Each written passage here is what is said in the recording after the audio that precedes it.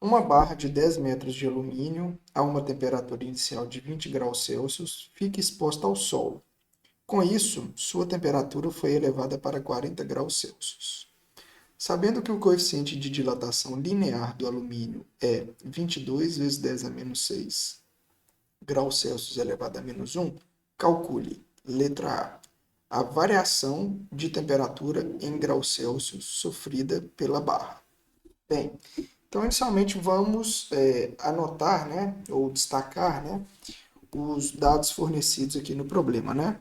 Então, olha só, aqui diz, né, que a barra tem 10 metros de comprimento, não é isso? Bom, então, nós vamos chamar isso aqui de comprimento inicial da barra, certo? Então, nós vamos colocar isso aqui como sendo o nosso L0, que vale 10 metros. Tudo bem? Bom, ele diz que a temperatura inicial, né, da barra é 20 graus Celsius. Então, nós vamos chamar isso aqui de T0, ou seja, temperatura inicial, 20 graus Celsius. Beleza? E aí fala que ela ficou exposta ao sol, que a temperatura final é de 40 graus Celsius, não é isso?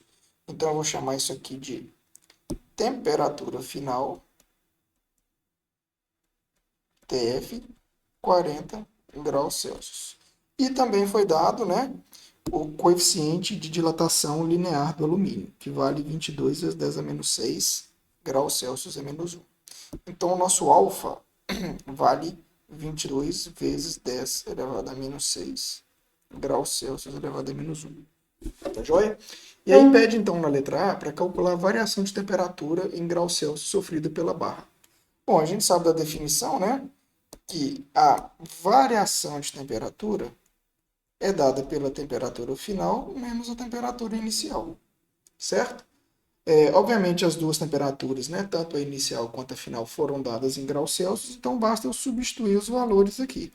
Então o ΔT, que é a variação de temperatura, vai ser a temperatura final, que é 40, menos a temperatura inicial, 20.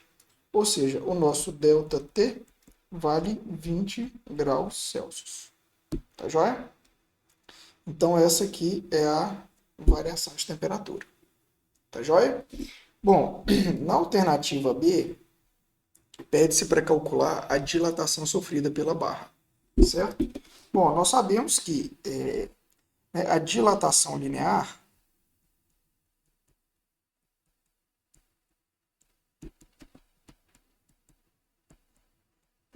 que a gente chama de ΔL, é isso? É dada pela seguinte expressão, né?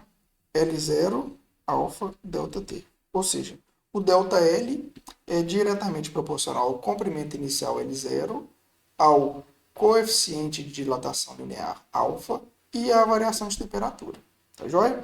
Então, o que ele pediu aqui? Ele pediu para a gente exatamente calcular esse ΔL aí. Não é isso? Então tá, eu vou manter aqui o ΔL como está. Então vamos lá. O L0 foi dado, 10 metros. Então eu vou colocar aqui, ó, 10.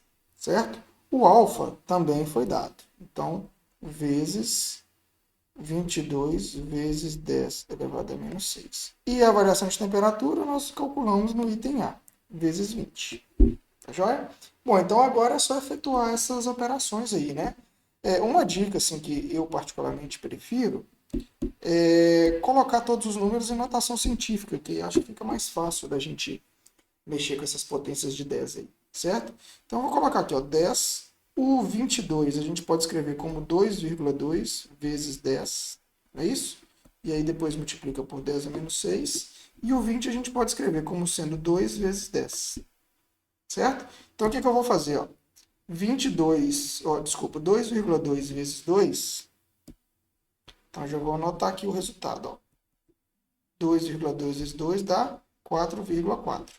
E aí vamos agora operar as potências de 10. Ó. Esse primeiro 10 aqui, não é isso? Esse aqui vezes 10. Esse aqui vezes 10 é menos 6. E esse aqui vezes 10. Certo? Bom, agora a gente tem aí, né, uma potência de 10. Uma multiplicação de potências de 10. Então, o que a gente faz? Para efetuar a continha aí, o que a gente faz? Eu vou repetir aqui, 4,4. Então, ó, eu vou somar os expoentes, não é isso? Então, aqui ó, é expoente 1, aqui é expoente 1 e aqui é expoente 1. Então, fica 1 mais 1, 2, menos 6, menos 4. Mais 1, não é isso? Vai dar menos 3, não é isso? Então, 4,4 vezes 10 elevado a menos 3. Bom, e qual unidade? Bom, observe o seguinte. O comprimento inicial que nós utilizamos aqui, ele é dado em metro, né? Foi dado em metros nesse caso. Então, obviamente, o resultado que nós vamos encontrar é metros. Então, ou seja, a variação, né, do comprimento ou dilatação sofrida pela barra é exatamente 4,4 vezes 10 elevado a menos 3. Bom, se a gente quiser, a gente pode colocar isso aqui, né? Sem a potência de 10, né? Então ficaria 0,0044 metros. Não é isso? Então esse seria o resultado aí. Beleza? Tá joia. Essa é a alternativa B, né? Na alternativa C, pede qual que é o comprimento final da barra. Bom, aí é o seguinte, a gente sabe, né, que o comprimento final que nós vamos chamar de L é exatamente o comprimento inicial, mas o quanto que ela dilatou, certo? A variação do comprimento dela. Então a gente tem, né, o comprimento final que a gente quer determinar, esse L aqui, né? Então vamos lá, esse nosso L aí, certo? Vai ser dado por o L0 que vale 10, mais o ΔL que vale 0,0044. Ou seja, o comprimento final da barra vai ser exatamente 10,0044 metros. Bom, esse então é o resultado da alternativa C.